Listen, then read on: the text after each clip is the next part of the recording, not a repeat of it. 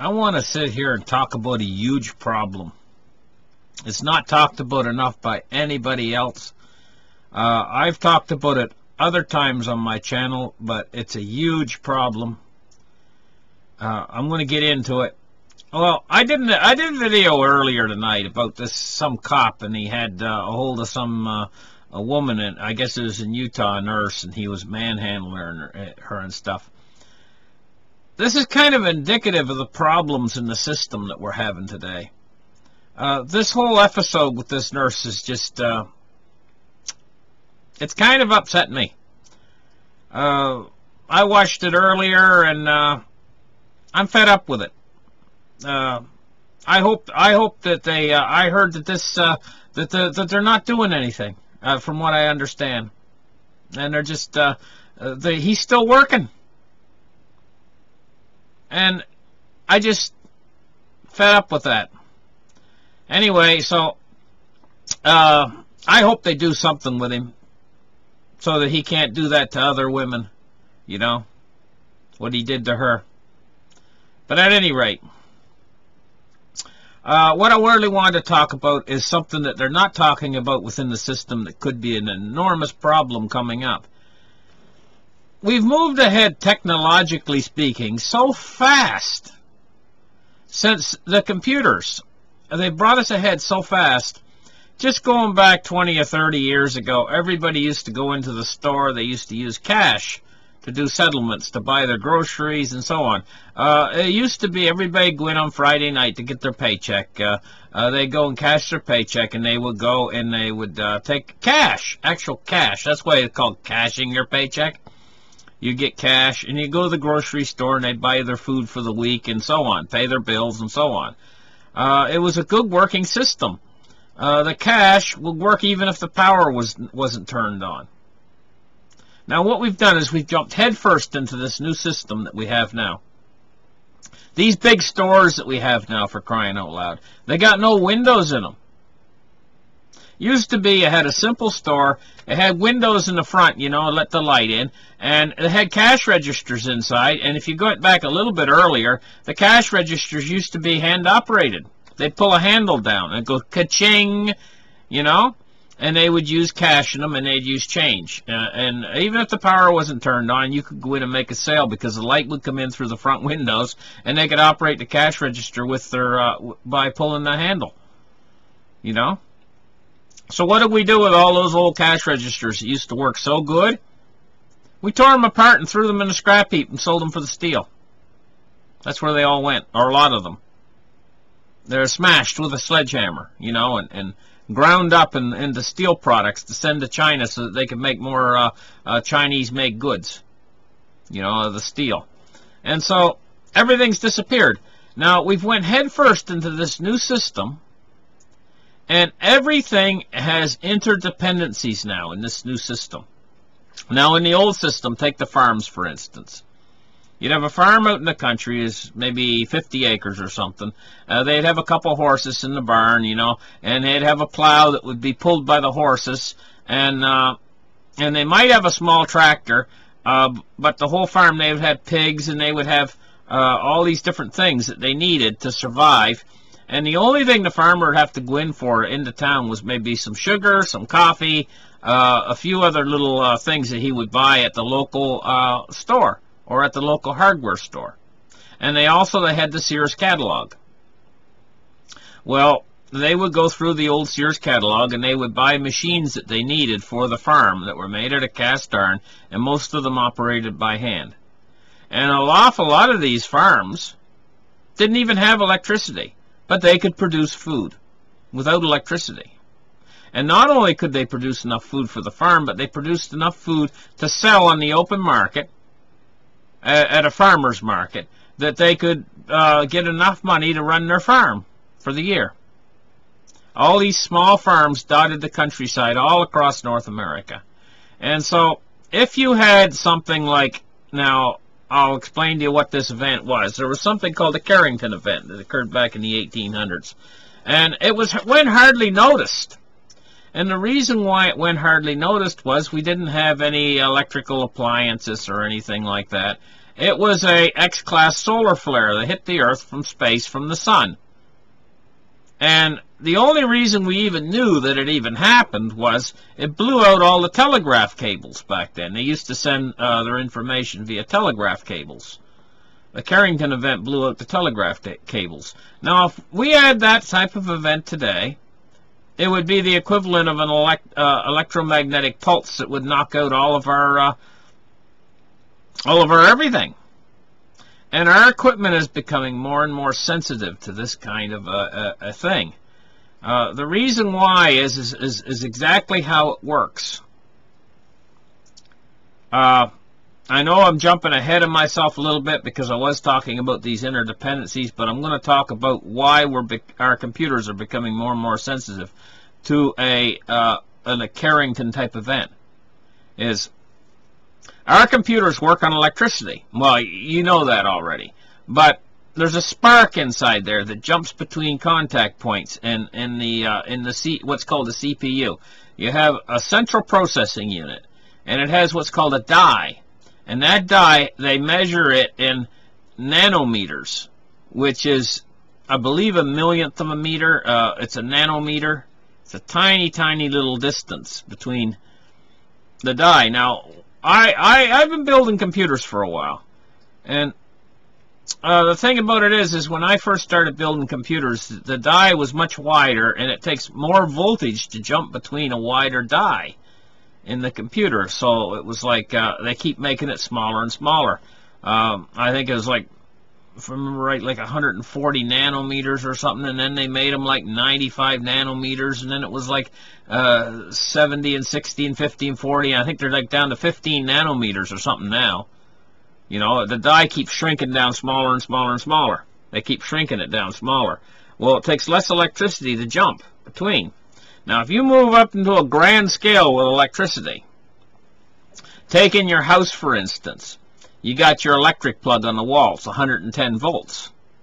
They designed the plug so that that electricity cannot jump out and grab your finger, because a spark can actually jump. And so you get a shock just by touching your electrical plug if they move the contacts too close to the surface. Well, so with 110 volts, it's probably something like an eighth of an inch or something. How far it can jump, right? Now you increase the voltage to 220, and you double that distance that spark can travel. So now, if you move up to your telephone line or the big power line in front of your house, they have to have 6 inches or more. It can jump 6 inches or more. So if you reach out to a big cable like that, the one that's in front of your house, say you got a ladder and you climbed up a cable and you're going to pull a kite down off of the line, right? You wouldn't be able to touch that. You would get within about a foot of that line, and that thing would jump out and grab you.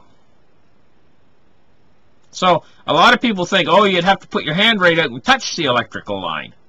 No, it'll jump out with a lightning bolt like and grab you, because that's like 7,200 volts. So it's a lot more volts, and it can go travel a lot further. Well, if you increase the voltage even more, it can jump even further. A lightning bolt will jump from the cloud to the ground, like 1,000 feet, because it's millions of volts. So this is exactly what's happened on a smaller scale. As they're shrinking the dies down smaller and smaller, it takes less and less voltage to jump that spark across. See? So because it takes less and less voltage, it becomes more and more sensitive to these type of events, like the Carrington event. Your computers, the more powerful they get our computers now, the more sensitive these computers are getting to these discharge events. And they're trying to combat this problem by making the computers less electrostatic sensitive. Now, when I build a computer, I have to take and put what's called a wristband, an electrostatic wristband on, because my body's own electrostatic discharge can fry the computer motherboard and the computer memory as I'm putting a new computer together. And so what we're doing is our computers are getting more and more sensitive to these problems. Now, that being said, we are also moving toward a world where we're more and more interdependent upon the systems that these computers run. And what I mean by that is there's getting to be less and less cash. Like when you go into Walmart now, they're in there teaching them in Walmart. They've got more people working at teaching them. Like in the center of the store, there's a whole area where they can do a cashless register sort of thing, and they can go through real quick. They can do it themselves, but they're in there teaching them how to do it.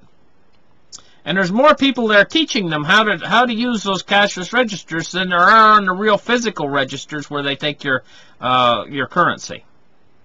And Walmart is sort of punishing their customers now by making them wait in line longer if they're going to use cash, because there's less people working on the registers where they take cash. And the thing is this is because Walmart is moving toward a cashless society. They're helping. Walmart's big, you know. I mean, they're in with the big boys who are wanting to usher in this new world. But in ushering in this new world, they're creating all these systems that are interdependent. What I mean is one system is interdependent upon the other system to survive. So it's like now, in the old days, you had these individual independent farms, who could survive even without electricity. They could survive for months because they were set up so that they were not dependent upon anyone else for their survival. They were like survivalists. That's what they were like. In fact, they knew more about food creation and making their own than some of our best survivalists do today. They were right on top of things. They knew what grains to buy, what seeds to plant, what seeds to save, what seeds to let go to seed to save for the next year. They knew they had the implements that they needed to do the jobs around the farm, and they knew most of these implements were made out of cast iron. We've destroyed all that culture we had. Now what do we got is a dependent system that's interdependent upon other parts of the system. Let me explain. Say you got a dairy farm now, right? That dairy farm has a milking machine, and back in the 1990s, or in the year 2000, they had a milking machine on that same dairy farm, but it's a little bit different now. Now they're connecting everything into the internet so that the pump on the dairy machine won't turn on unless the internet's turned on. So it's interdependent. Maybe if you went back 20 years ago, the pump would just have an ordinary switch on it.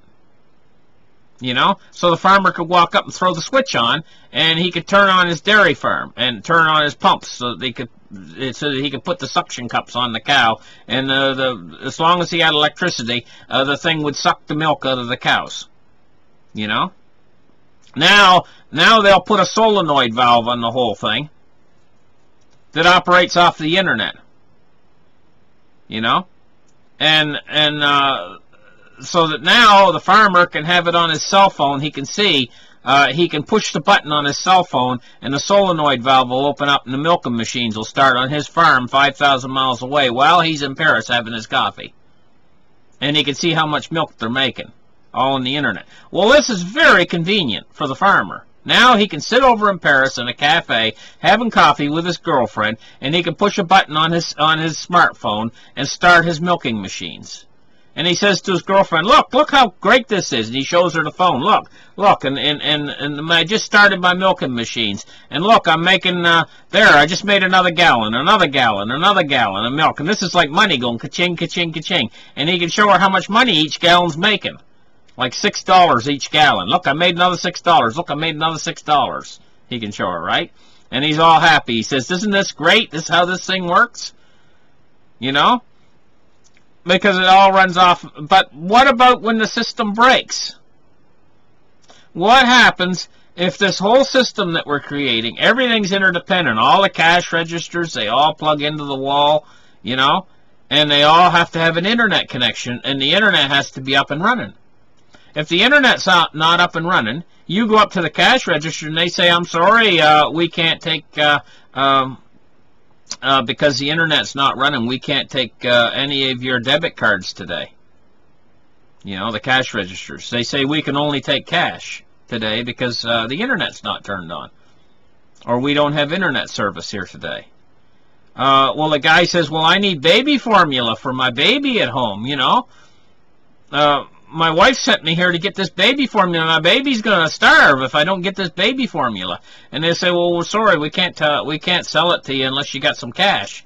Well, we're moving into a cashless society. So right now, he might still have enough cash to be able to buy it. But what about when we move into this stupid cashless society? See, we're going all in for this tech, because this tech is supposed to make our lives easier and everything. But what it's doing is it's making the whole system entirely interdependent. So we have all these interdependencies within the system. So if one part of the system breaks down, then all of the rest is all linked in together, almost like dominoes in a chain. And it all falls because of the interdependencies. One system's interdependent upon the next system to run. It's like this. Before long, they're going to make it so the entire North American electrical grid is all connected together as one unit. Right now, I think they have it in 3 parts. They have the eastern part, the western part, and the Midwest, and so on. They have it, each part of the grid set up so that if one part of the grid fails, the rest of the grid is not connected. But I guess what I gather is they're going to plan to hook up the whole grid together as one unit.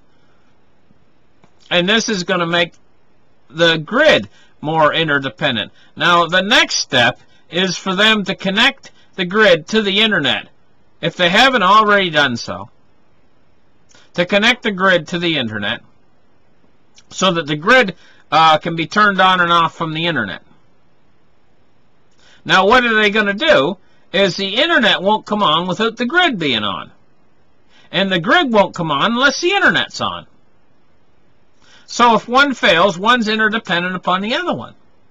The banking systems are making themselves all interdependent upon each other.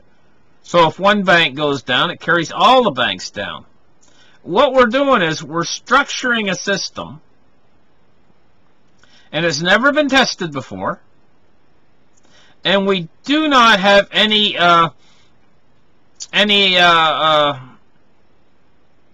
redundant systems in place in case things go bad in this. We don't have any redundant systems in place. And what I mean by that is, about 3 months ago, they had some sort of a thing where the here in Canada, where the refinery, one refinery failed, and they couldn't produce gasoline. The same thing's happening down in Texas right now. Of course, they got multiple refineries there. But when the refineries fail and they can't produce gasoline, they don't have a redundant refinery in place that they could start up and produce your gasoline. They just have to say, well, the pumps are all empty. They don't even have gasoline put away to fill the pumps if the refineries fail. They got one system in place. They pump it from the refinery into the trucks and bring it to the gas pumps. And that's it. There's no redundant systems in place. In other words, a redundant system would be to have a tank full and have an extra truck there that they could pump into the truck from the tank and take it to the gas stations in case the refineries fail and the trucks fail. They don't have a redundant system in place. They just have one system in place. If it fails, you're going to go without. So what would be the result if we went without gasoline and without diesel, say nationwide? Say we struck some sort of a disaster that was worse than Hurricane Harvey, and instead of just knocking out a few refineries, most of the refineries got knocked out, and we had an enormous gasoline shortage all the way across America. right? The food wouldn't get to the stores. Then there would be a panic for the food, and the next thing you know, all your food stores would be empty. And it would be on. Our system, what we're doing is we're creating a system that is so vulnerable that all I'm hoping in is something that I've created myself that I call the holiday effect, where people don't panic, basically, because they're in shock if there's a crisis. Because I know that the crisis is coming, and I'm hoping that this holiday effect will somehow be able to keep us from going into a Mad Max world. Because the people then won't panic, because they're in some sort of a little state of shock when it first happens, and they're like they go home and they have a barbecue instead of panicking. This is what I'm hoping for, you know. And then the government will come in and react to it, and the government will solve the problem before everything disintegrates into chaos. This is what I'm hoping for.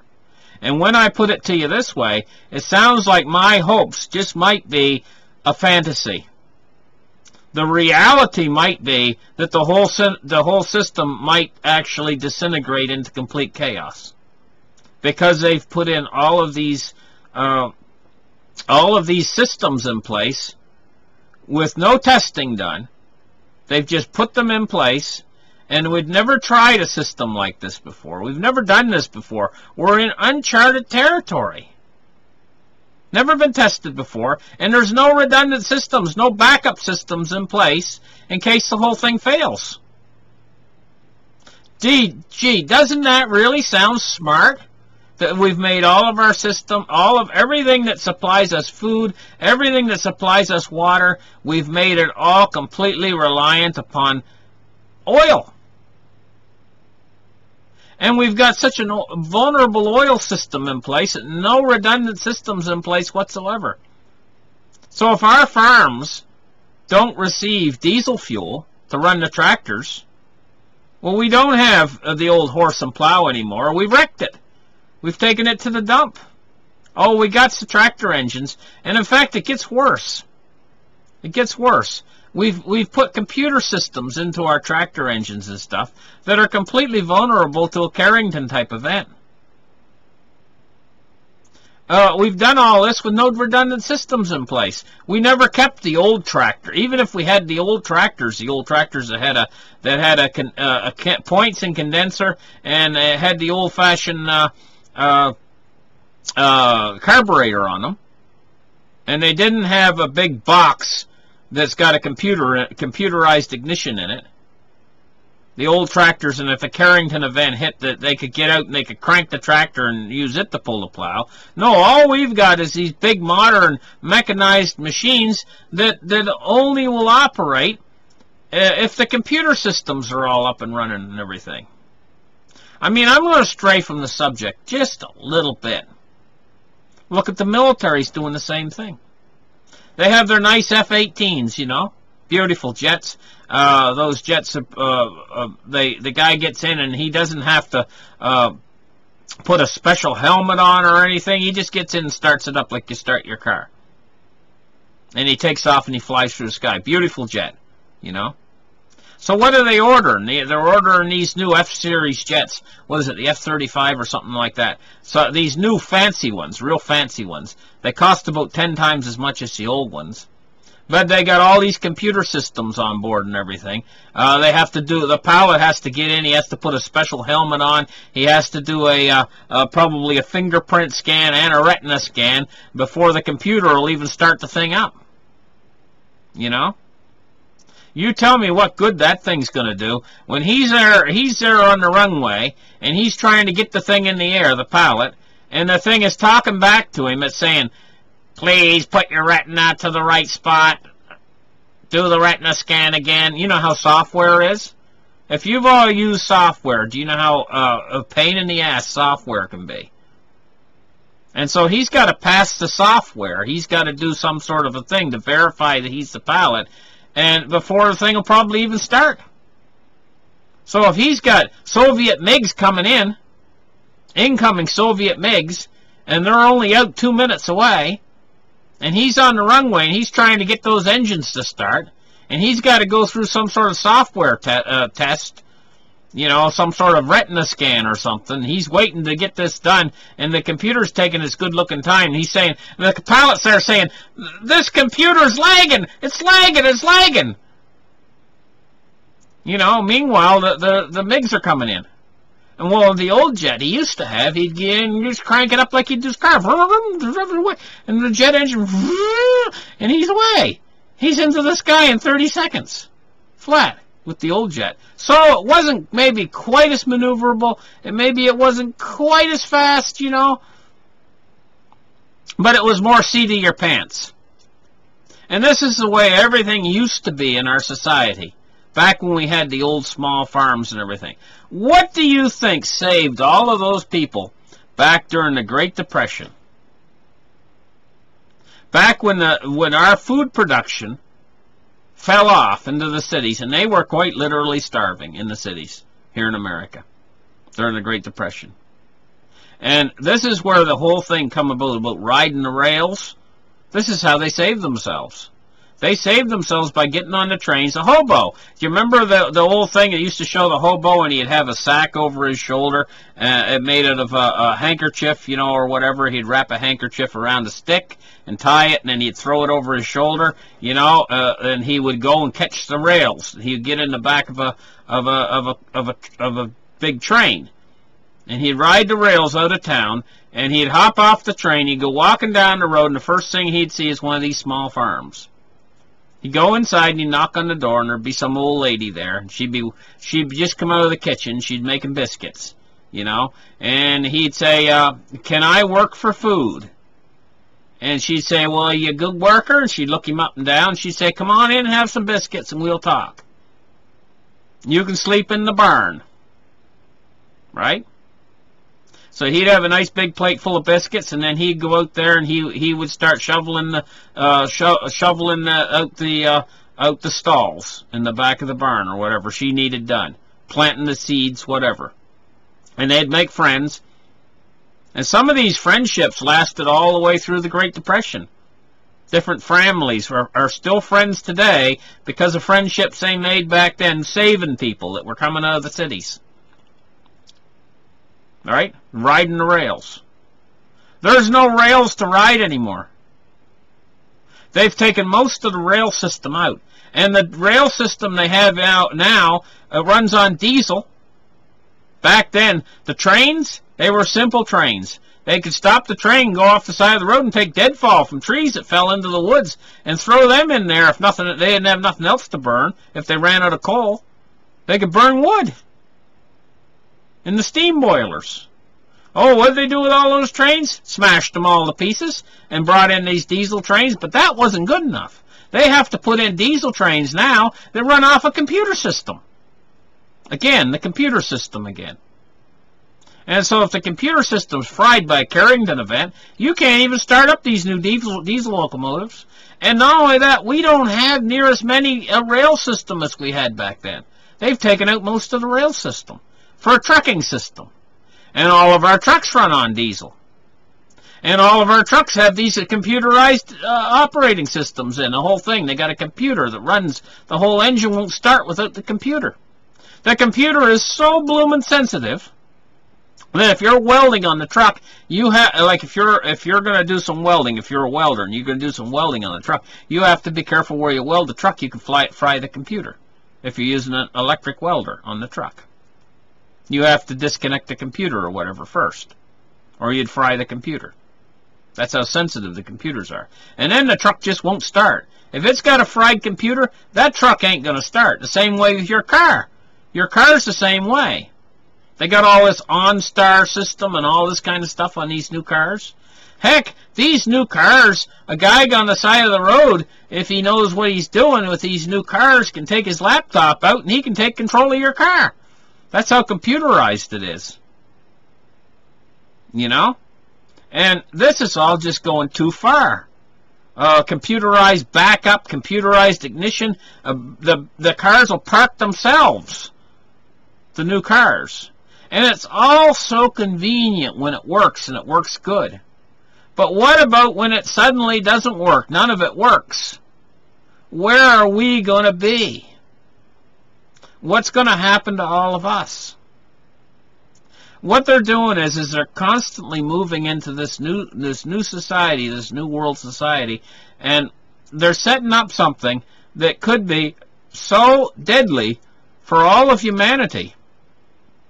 So deadly that we could not survive it. But they don't care, because all they care about is money. And it only gets worse. I'm going to tell you about what's worse. Is if our society did break down for some reason or another. Say we break down like Venezuela, or worse than Venezuela. Say we get the the disaster, what is it? Shit hits the fan disaster. And everything breaks down. Even a virus could bring it, like some sort of a bird flu or something. You know, and we almost had it happen to us. Mexico City about 5 years ago. The swine flu started, and it was, the funny thing was, it was much more deadly when it started. It was killing, I think, like 10% of the population when it started, but then it became less deadly, and it was just as virulent, but it spread all through the population of the whole earth. If it, say it had stayed as deadly as it was when it first started, that wouldn't have been hard for it to do, because I think when it first started, it was killing like 5 or 10% of the population. Well, you know, if we lost 5 or 10% of the population, something like the flu that spread back in 1918, the Spanish flu, if we had something like that today, it would shut down our entire society. Now, say we get something like that, and it shuts down our entire society. Just a flu could do it. Or any other number of things that could do it. A financial system breaking down, like 2008, except worse. There's a number of other things. A Carrington-type event could shut our system down. Yellowstone blowing off. Even if it didn't blow real hard, say it only blew at half its normal force, still it could shut our system down. Say we get something that shuts our system down. Well, these big shots have come in and they've put in all these nuclear reactors all over the place. Just hundreds of them, here, there, and everywhere. If you understand how a nuclear reactor works, you know, it has these rods that go down into the reactor core, and they have to keep them cool, and they have to have a guy there all the time, 24 hours a day, maintaining everything. It knows what he's doing. He knows when to open and shut the valves and all this kind of stuff. If the whole crew at the reactor, if they all can't get to work because something's happened like a hurricane, you know, like the hurricane, except bigger, and everything's shut down, right? And they can't even get the gasoline to drive into work to control the reactor. Well, the reactor's going to overheat and melt down because it don't care. It can't run on its own for that long. They might have it set up so it might be able to run for a week or something on its own, but after a while it needs to have that crew there to maintain it. To go in there and turn the switches on and off or whatever, you know.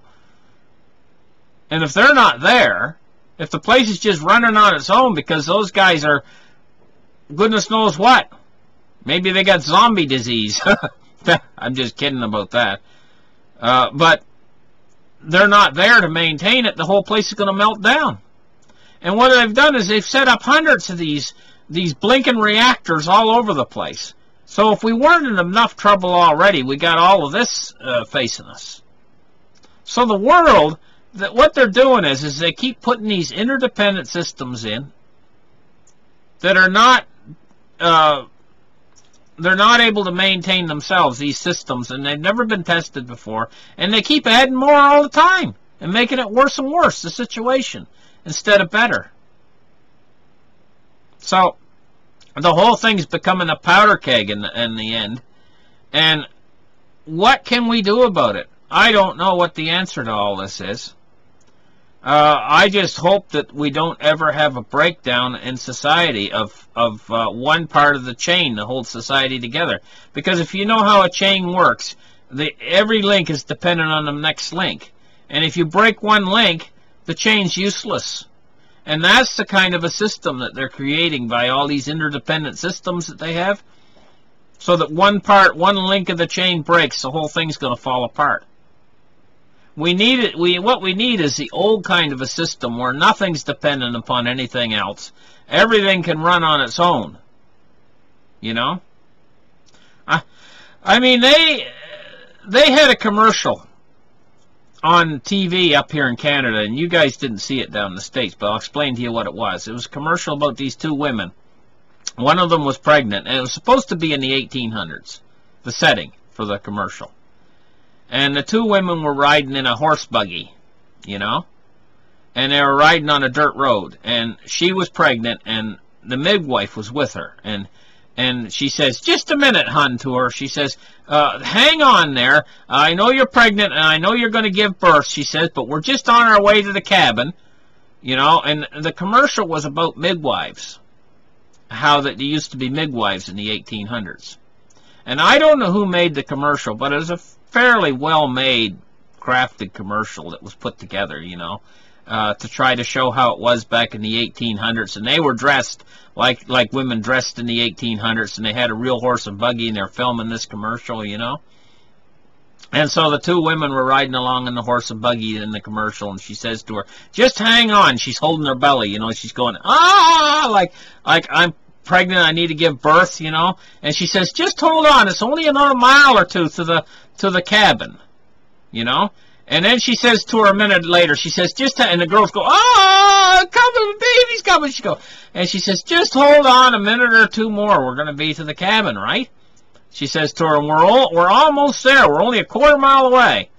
And all of a sudden they come around the road in the commercial, and there's this log laying across the highway, you know. So the midwife looks at the girl, and she says, "I'm afraid we're going to have to get out and walk now, because the log's across the highway, and it's only a quarter mile now to the cabin, though. We can do it. You can do it." She says, "You can do it." And then they show in the commercial her walking to the cabin with the midwife. And the midwife kind of have her arm around her waist, helping her to the cabin, you know. And then they get the next shot in the commercial was they're at the cabin, and the midwife's giving birth to her and wiping her forehead with a rag or whatever, and she's in the bed and she's giving birth, you know. That's the next shot in the commercial. But I watched that commercial, and everybody else watched that commercial and never picked up on it. They never picked up on it. I picked up on it. I picked up on it right away. Most people that watched that commercial never picked up on it, including the people who made the commercial. See, with a car nowadays, you come across a log across the highway, and you stop, and that's it. You can't go any further. You can't go around because the ditch is too deep on either side or whatever, and you're done. Your car's stopped, and you have to walk. And the person who made the commercial was thinking the same way as the modern technology. Hey, you know what? You got to stop your car, and this they got a wagon, so they'll have to stop their wagon, and they'll have to walk to the cabin. But in the old days, it wasn't that way at all.